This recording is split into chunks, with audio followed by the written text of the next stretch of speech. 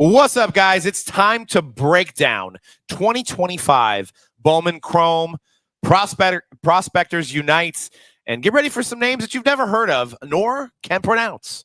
But that's the beauty of Bowman Chrome.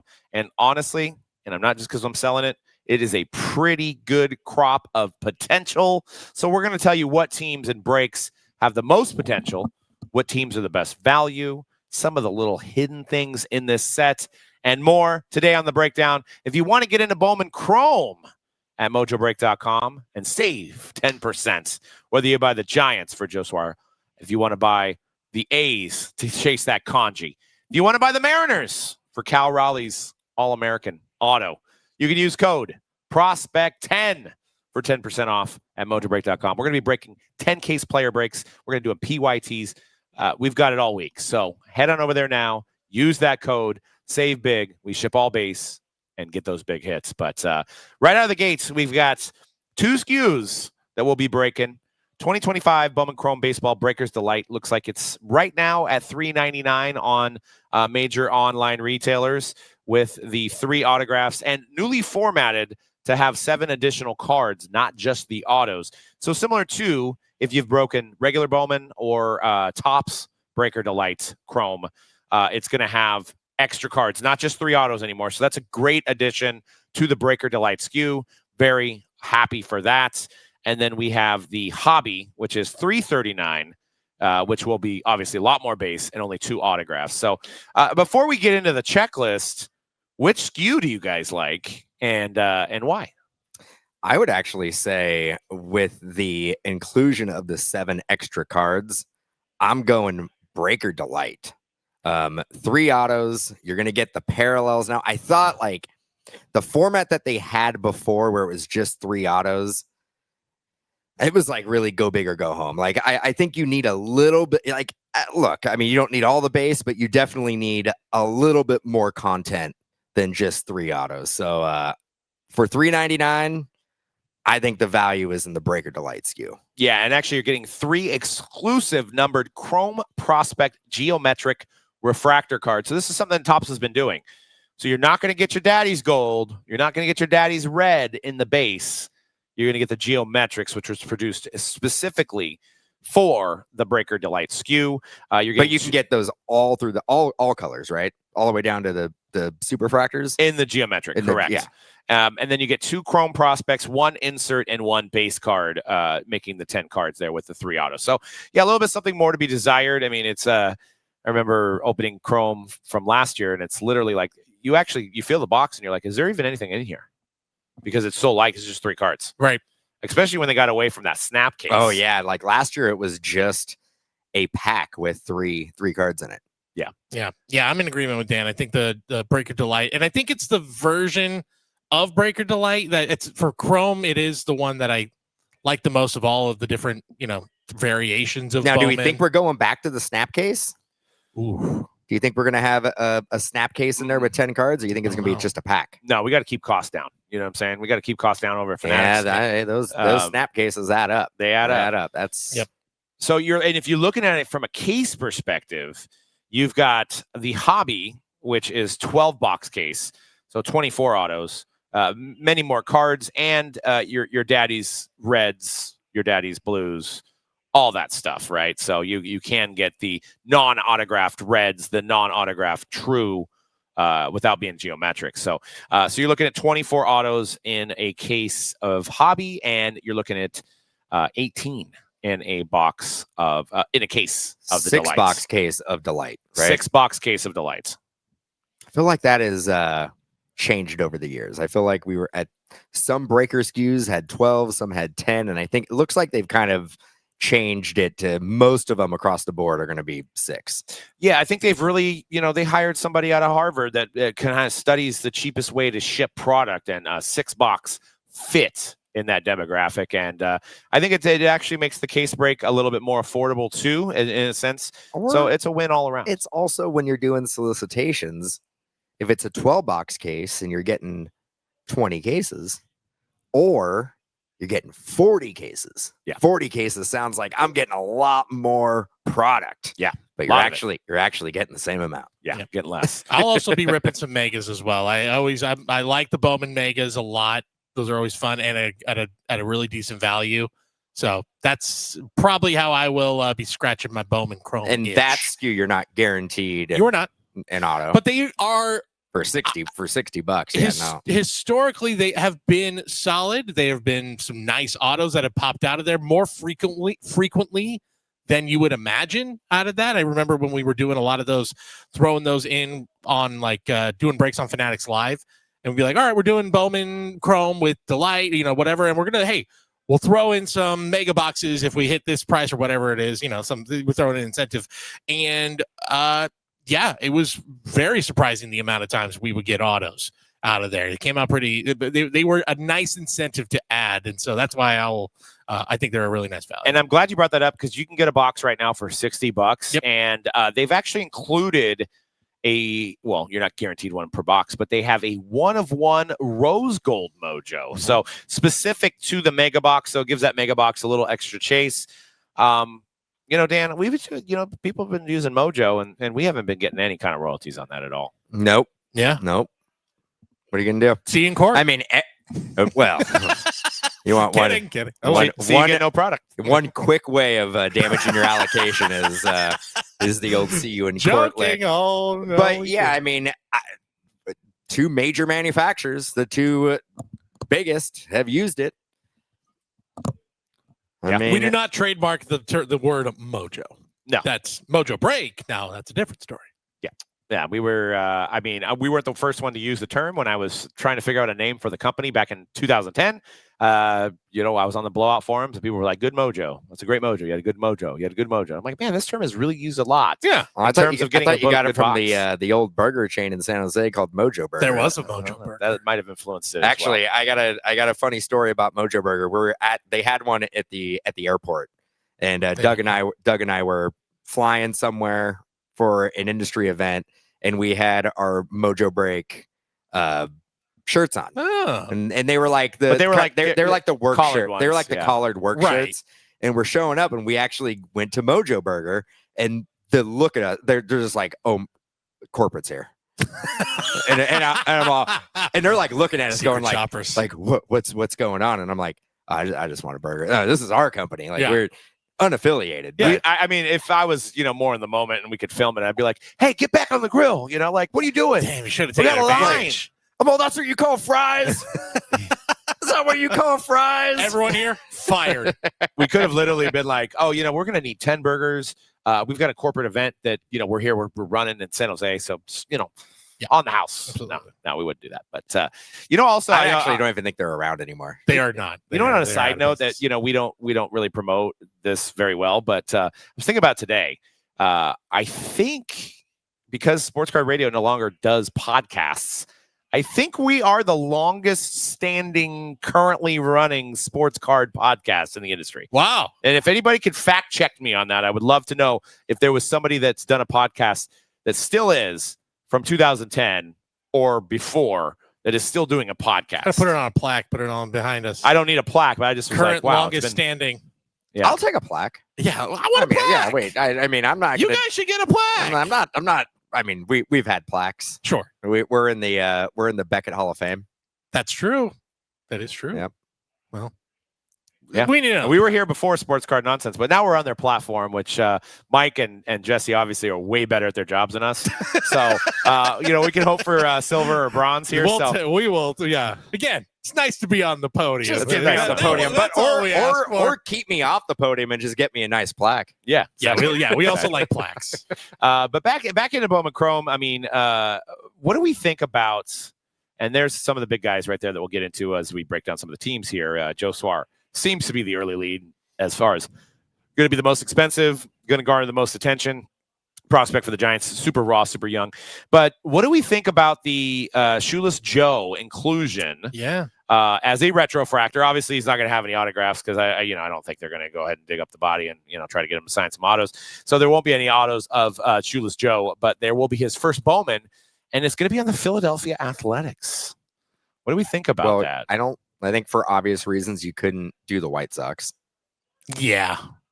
But But he won a World Series. With it is the White Sox. it is a strange thing that it's obvious like that is not. Didn't he lose a World Series as well?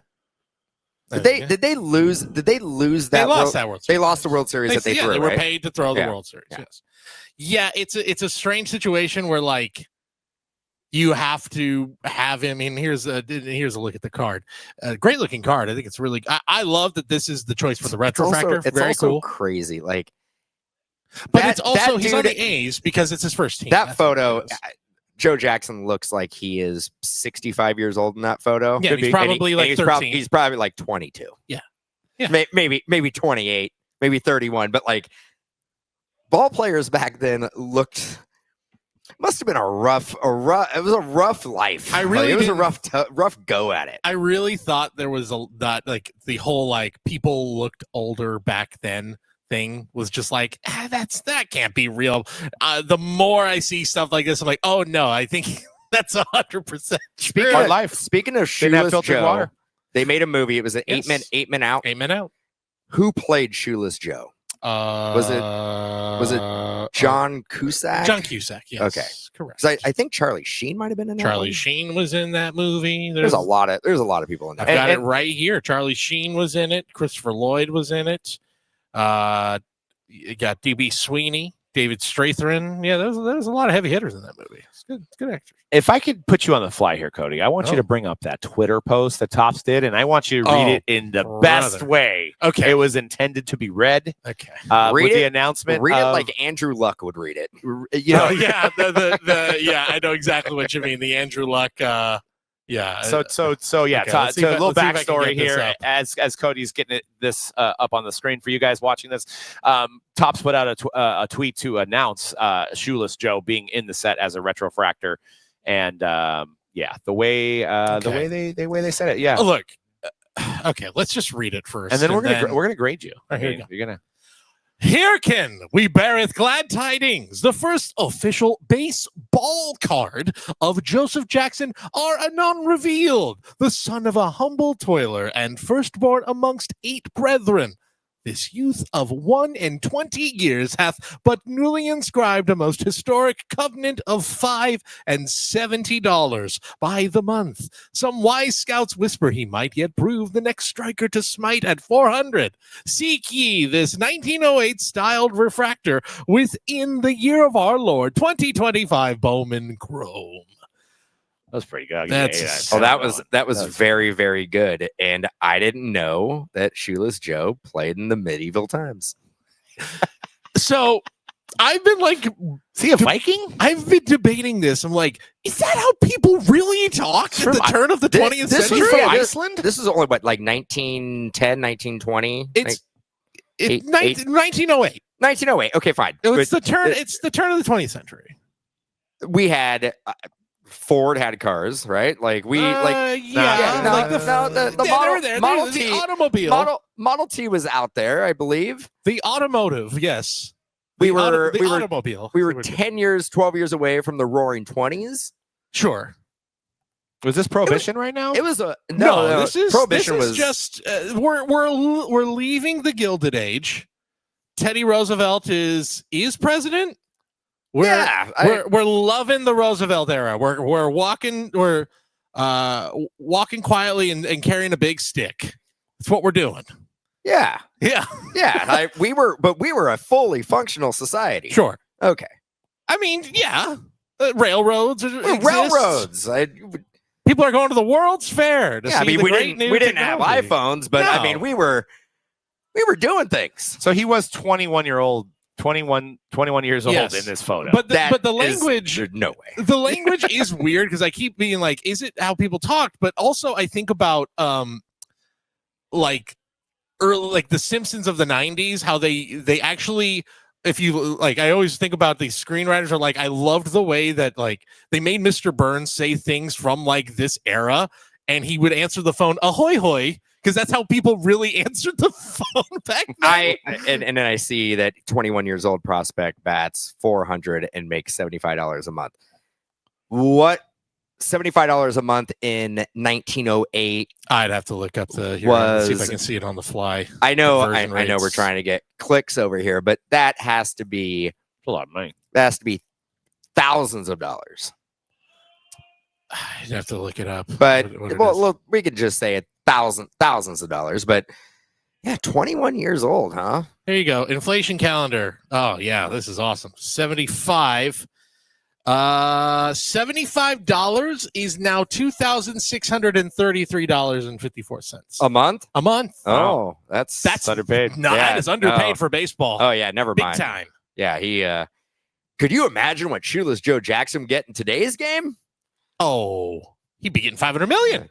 I mean, easily. That's the going rate. Although we've now. devalued the batting average, so who cares? Who cares that he batted? Yeah, nobody's gonna bat 400. Who Again. cares? So he batted 400 in Yes. his first year. He did bat 400. Were they pitching at one point in underhand his back career. then, or Some guys might have been.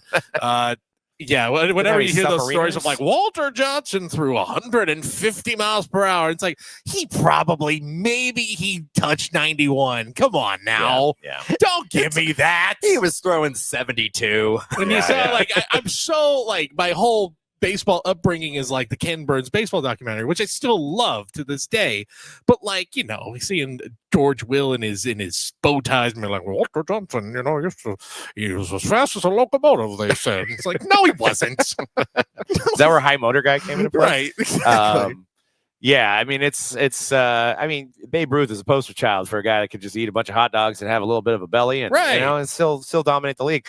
You have to be kind of more of an athlete now to survive in this day and age. So I think this is actually one of the better retrofractors that we've had. I agree. Maybe since the Babe Ruth one. Yeah, I like it when these are the fun ones to lean into. Is these really old school ones are fun.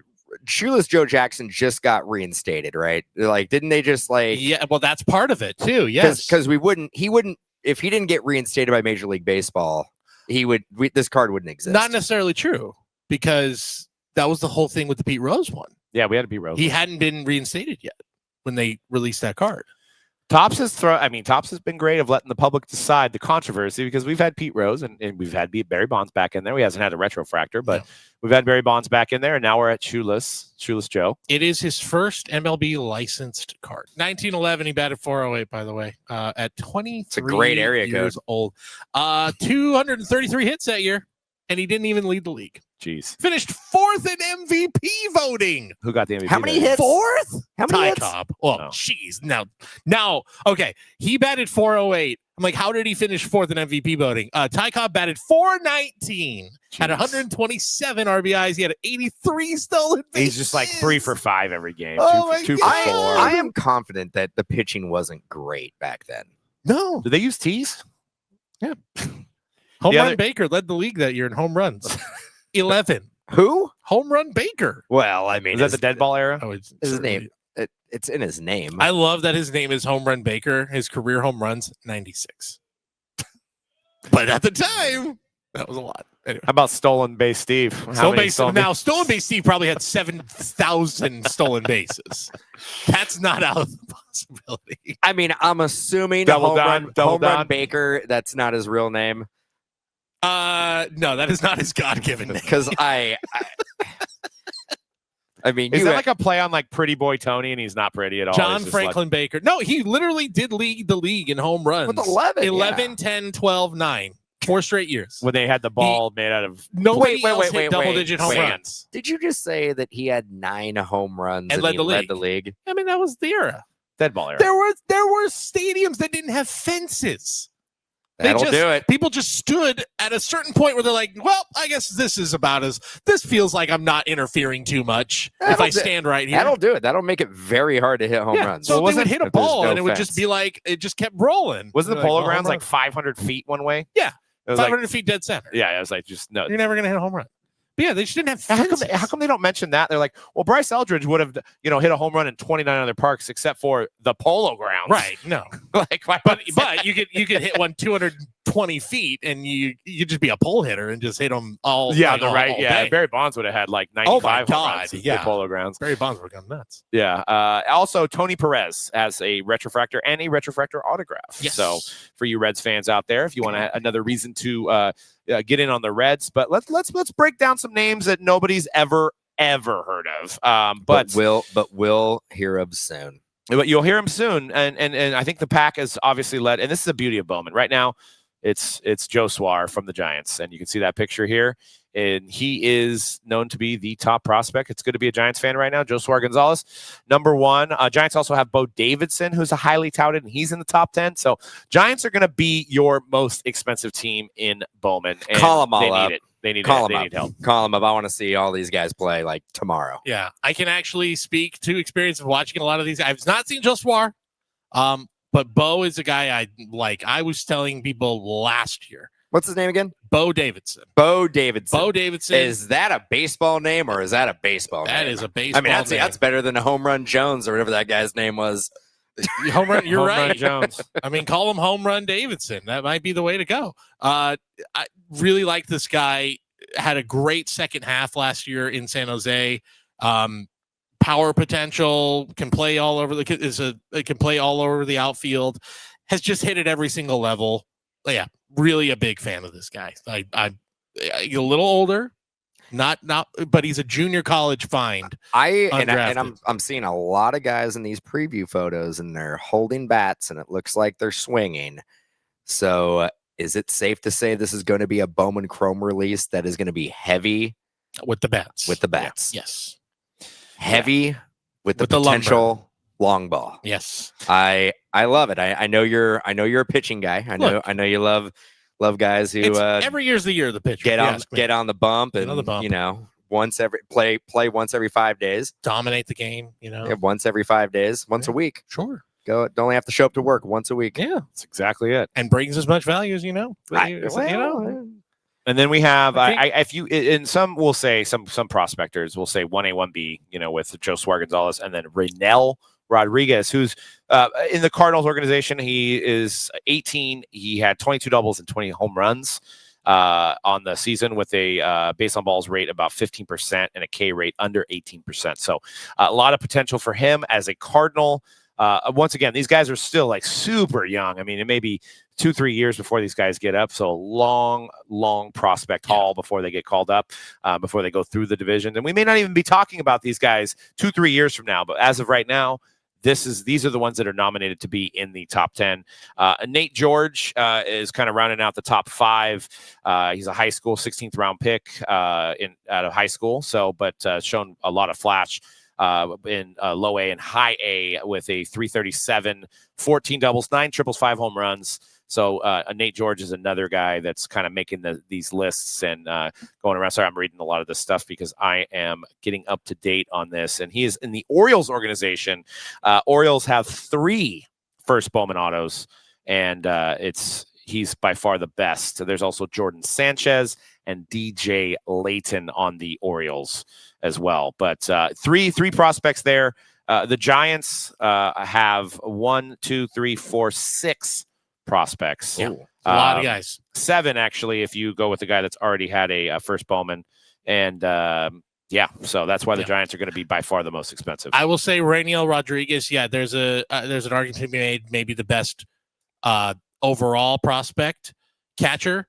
That's the thing, is the last few years, big time catchers have been one of the big focal points of Bowman. I mean, we saw it with Ethan Salas, and he's still really young, but has had some struggles in the minor league, and you've seen the market go down. And just in general, catchers are among all the position players. I just feel like it's one of the more volatile markets, one of the tougher markets to really in the secondary market to really I just feel like it's a bigger risk than some of these other positions. Yeah, and I gotta say that it looks like we're staying true to the heavy on the international signing players for their first Bowman. Yeah. I mean, Bowman draft will be coming out later on this year. Yep, probably December. So we'll see a lot of the guys who were in this last draft But it seems over the years since we've been doing this, Bowman Chrome is a set that really focuses on the international signing guys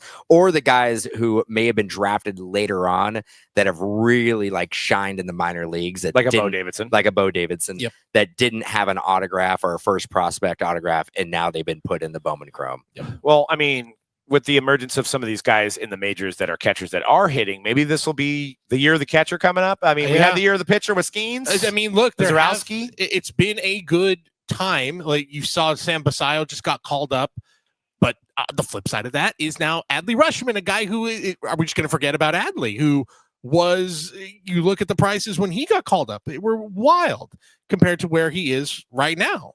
So, this is, look, people who've been collecting Bowman for a long time, I don't have to tell you this. There's a lot of ups, there's a lot of downs right now. But I will say this for Cal Raleigh. Cal Raleigh is the flip side of that. We were in what? And I want to say Cal and Adley either, well, I don't know if they were rookies the same year, but they're pretty close. They're like a year apart. And, And how many more home runs does he need to break Griffey's record? As of this recording, Griffey's is done. He already beat Griffey. He's at 56 as of this recording. Jeez. So you might be listening to this or watching this. He has put together the best offensive season for a catcher, for a switch hitter, for a Mariner. I mean, home run wise. Yes. Well, that's the only thing we care about. Sure. Yeah, we care about nothing else. I'm waiting for the year of the utility player and left-handed specialist out of the pen. The loogie. Yeah, that's what I'm waiting Where for. are we going to start valuing holds? Like that's what determines next. the success in Be cards. ready. I'm wins more important than holds. I'm a guy. I'm all about the holds. Yeah. I'm all about the holds. I was going to say one last thing on Radio Rodriguez. Being a catcher for the Cardinals, I feel like helps. Just that legacy. Yachty. Yeah. They're still searching for the Yachty replacement. I think we also saw, you can go back to 2020 with like Volpe. You kind of got that with Volpe. Like, is he going to, in his market definitely helped with the narrative that, is this the next Jeter? Yep. So yeah, I agree with that. Like with the Cardinals organization, is this the next Molina? The crown, it's heavy. That's a big weight on your shoulders. But they have also tried 3-4 guys. The Giants, guys. Like Bailey, is this the next Posey? No. And I mean, no, he's not. Joey Barton. And to mention, you have the Mets up there, and that's specifically for Elian Pena, who the Mets used 80% of their international signing bonus pool money, $5 million, to sign this guy. So they were really big on him, and Mets prospects tend to sell pretty well. So if you are going to get a Pena in a box, it's good. He's looks like he shows great plate discipline. He's got above average speed. Question marks about him being a shortstop, but if he's doing things with the bat, they'll find a position for him. The power is real. They got the DH now. Don't worry about it. 3 homer games already in his young career. For 23 homer games, huh? No, that's a lot. A lot. Must have been an extra inning game. 22-3 home run games. Must have been an extra inning game. 9 home runs in 55 games, and again, that's in rookie ball, so it's still just 17. Well, we'll see what he can do, but they're getting him because of the power. I think impressive. 421 on base percentage. It's just 17 years old is a very impressive number. Yeah, that's and Mets are going to sell. Like, even if these are like mid-tier guys, Mets guys sell. The New York team sell. Yep. So the fact that he's got real power potential. And honestly, the Giants players sell. And no, they do. I think that's a new trend, though, the last few years. No, I mean, Luciano sold well. Right. I guess Joey Bart. Bryce Eldridge sold well. Sure. Like the Giants, I mean, I'm not going to say the Giants sell as well as like Yankees, Red Sox, Dodgers. I think we put still a little too much stock in what teams these prospects are on. Granted, it never hurts to be a Yankee. Yeah, for the market. Thinking about some of the last few years, I mean, we've had multiple times where a Tampa Bay Ray is one of the biggest chases. That didn't matter. Arizona Diamondbacks, Orioles, Royals, Orioles multiple times. This yes. A's, yeah, A's of I mean, you can go back to Cespedes. And I think actually now you could probably say with the track record the A's are having in developing these guys, I think more collectors are going to be like, well, I need to just pay attention to the A's. Just in time. So I was sleeping just on in these time. guys. They're going to go to Vegas, and they're going to be an absolute powerhouse. They might be. They need pitching, but they might be. And then you've got the guy on the A's, which I know is receiving a lot of hype because of the kanji auto that you showed in one of these slides.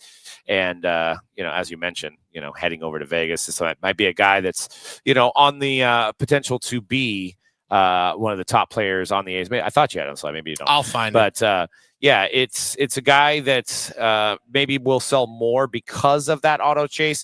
And we're talking about Shotaro Mori. Is he an outfielder?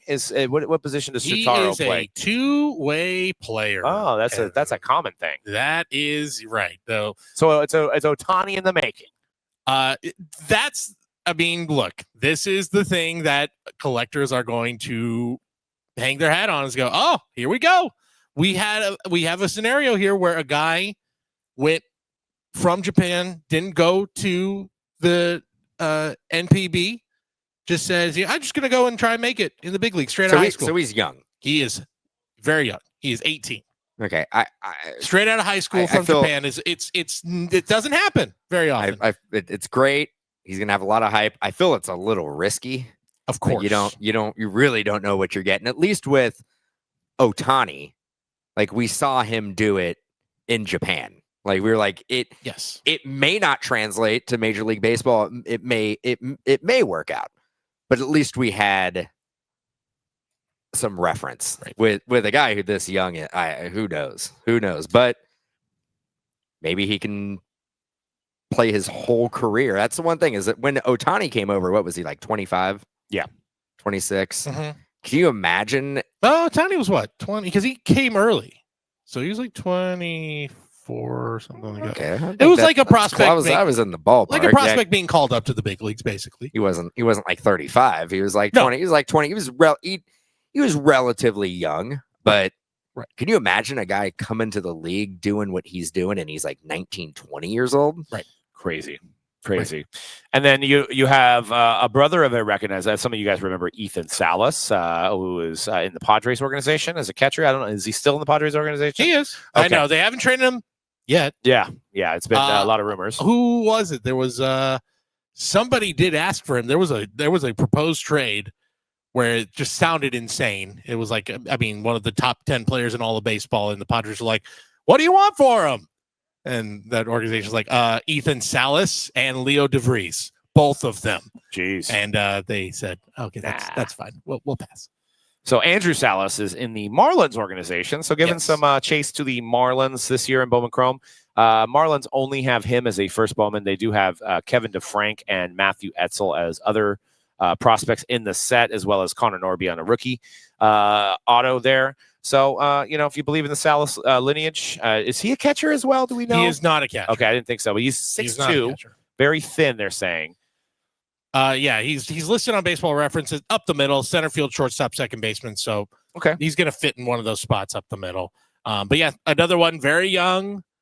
Don't worry about the numbers right now. We're talking up all these numbers, but he's 17 and already playing in high A. Don't know about having him play high A at 17 years old. Maybe slow roll him a little more. So that's why the numbers are down, because he's batting 186. He batted 186 this year. But again, 17 years old in high A. And they're not even an adult anymore. No, right. And going against kids, guys who are like probably 23, 24. Exactly. There's guys who are, there's guys fresh out of college who are in the same level as him. Yeah. It's tough. Yeah, and then there's, if you're looking at a big market player, you've got Chang Shin Ko for the Dodgers.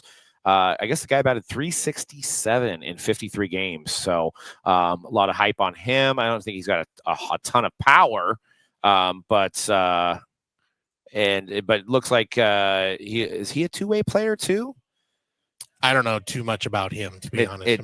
I've been focused on. Actually, he's 6'3", so he does have power. Doesn't have a lot of home run numbers quite yet, but 367 is. That's pretty good. He's a Dodger. Games. Dodgers know how to scout. He's probably going to be great. Yeah, great. He's probably going to be great.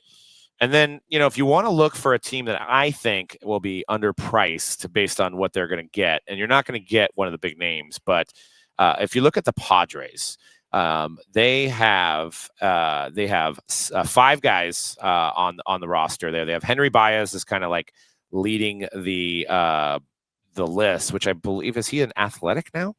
He get traded, but he's on the Padres in this set. Who was that again? Henry Baez, Baez. He's the top-ranked guy for the Padres. But I'm saying I think people underlook the Padres in breaks, but they do have 5 guys on the checklist. So they're not going to be priced as high as the Giants, the Orioles, the Cardinals. So it might be a good value team to get in and just get prospect autos, because you just never know who's going to be the next. People didn't chase Aaron Judge when he came out. There's been a lot of guys over the years. Cal Raleigh, of course, this came out of nowhere. And you can just kind of use strength and numbers here with the Padres with as many prospects as they have. Ronald Acuna. Yeah, same thing. Yeah, people didn't know about him. Right, exactly. Best name, and this guy's already in the majors, but he's going to have his first Bowman. Cam Schlitter. Yeah, that's right. He's been a best name. I mean, yes, a name that I have a few times been like, I don't know how to quite pronounce that name, but a guy who has definitely ascended pretty quickly within the Yankees organization. Had a great minor league season, and they had some injuries, need to put him in the big leagues.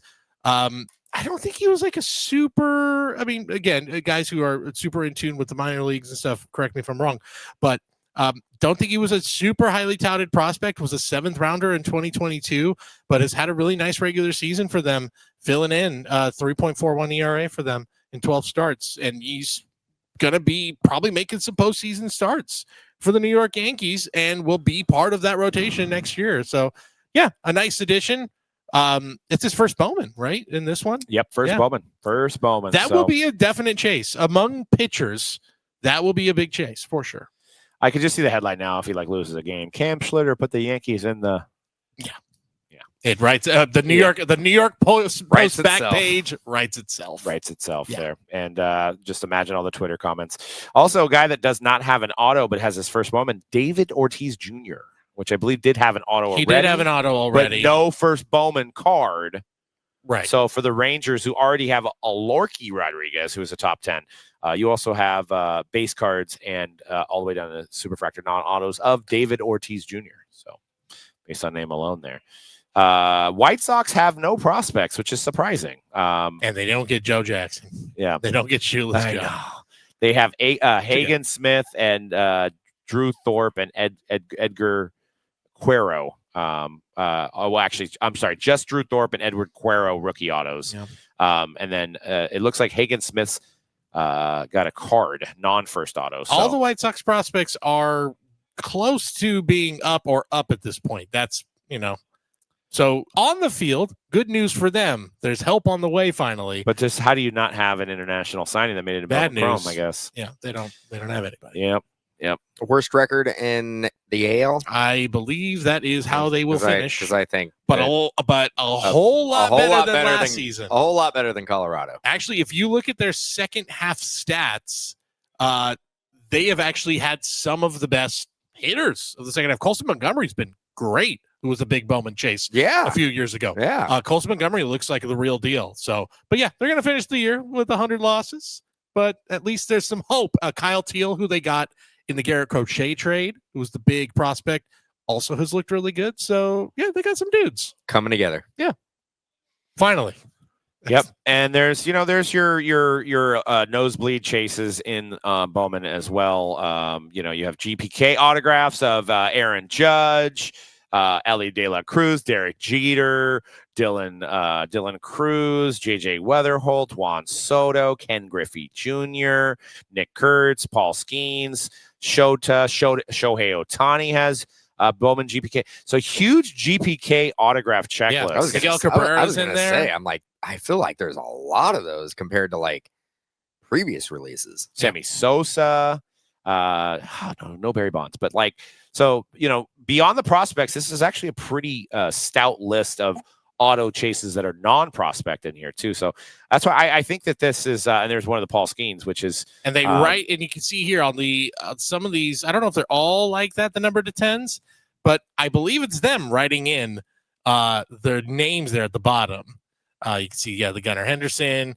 That's an interesting one. The whole DeMayo, Kobe Mayo, David Ortiz, Nick Kurtz, Jackson Merrill. I love that Miguel Cabrera. He's got such a good auto. I was going to say one of the best autographs in baseball. That is such a good autograph. I love that one. So, yeah, that's going to be obviously a new chase and them writing it. I don't know how much ad that does, like them writing in the name, but I'm sure it doesn't hurt. It certainly doesn't hurt. It doesn't hurt. I love that addition.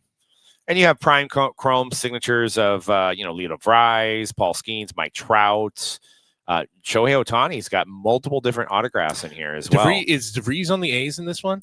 No, Padres. It says still Padres. So yeah. Even our boy Bryce Eldridge is in the Melt Mashers autograph variation. Franklin Arias is on that list. Jack Caglione, Adios autograph variations. Travis Bazzana. I mean, there's literally, if you want to ask who's in there, like every team has a big hit possibility, maybe with the exception of the White Sox. But it is one of the most lengthy sets that I've seen as far as checklists and what you can get. So I think in early looks, we'll see how the cards come out. This might be one of the biggest Bowman Chrome releases that we've ever seen. Excited to see it. I agree. Yeah, excited to see it. But weigh in down below, guys, because we want to know who are you chasing, and what do you think about this checklist of Bowman Chrome, and who's your favorite prospect? And that'll do it for this episode of the Breakdown. And make sure you guys hit subscribe here on the Sports Card Nonsense Network, and you'll be in tune to more Breakdown videos. We'll see you guys next time.